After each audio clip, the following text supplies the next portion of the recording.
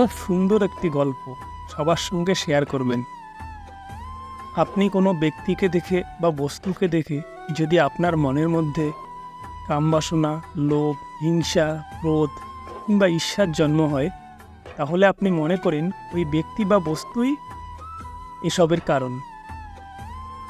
কিন্তু আসলে এটা সত্য নয়।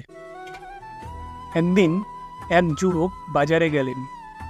গিয়ে একটি সুন্দর মহিলাকে সে দেখলেন। দেখার পর তার মনের মধ্যে কামবাসনা, লালসা, লিঙ্কস এসবের জন্ম হলো।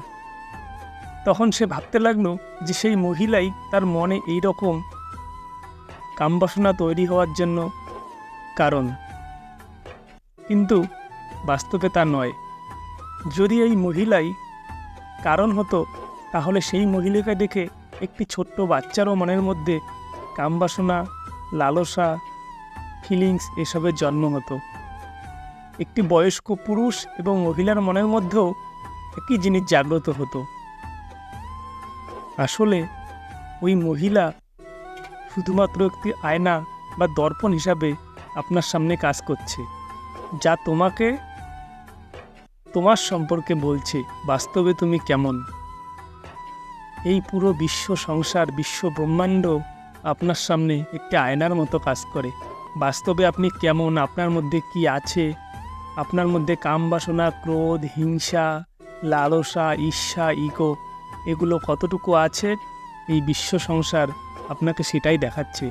কিন্তু আপনি বুঝছেন এই বিশ্ব সংসারকে, ওই ব্যক্তিকে যাকে দেখে আপনার এমন হচ্ছে, কিন্তু বাস্তবে তা নয়।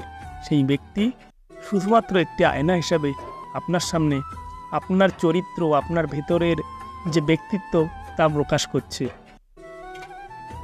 আপনি ধন্যবাদ দিন সেই ব্যক্তিকে যে আপনাকে আপনার সম্পর্কে সঠিকটা জানতে সাহায্য করছে। বিচার করবেন এই কথাটার। ভালো লাগলে লাইক, কমেন্ট, শেয়ার করে আমাকে উৎসাহিত করবেন, আমি যাতে আরও এরকম ভিডিও আপনাদের সামনে আনতে পারি। ধন্যবাদ।